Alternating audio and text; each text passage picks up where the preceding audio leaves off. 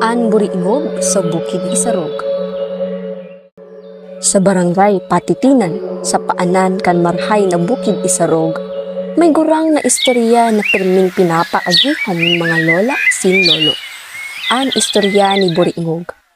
Sabi ninda, si buriingog sarong hayop na pirming nagtatago.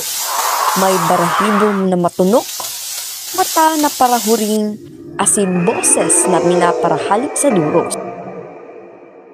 Si Lino, sarong aki para uma, matibay ang lawas pero mas matibay ang puso.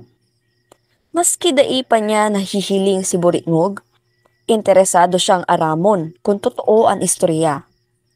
Pirming sinasabi kan inang si Aling Marta. Lino, ang respeto sa kagubatan, respeto sa mga espiritu na dain natin na mamatay.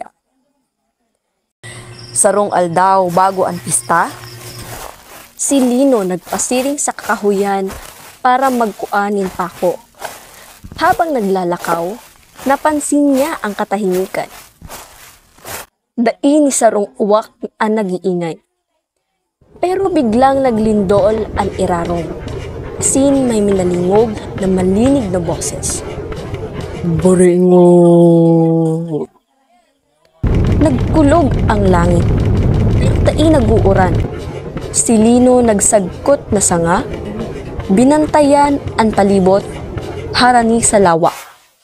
Namatean niya ang anino. Malangkaw, mabangis ang itsura, pero malinawon ang galaw. Warang pagkulba sa mata kan hayop. Nagdikit ang mata ni Lino asin buriingog. Naghuni aniliwat. Buriingog! Pero ang tono bagang hiling ning kahaputan. Si Lino nagluhod.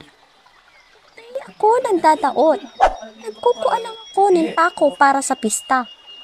Naglalakaw ang buriingog palapit. Pero naglikaw ini.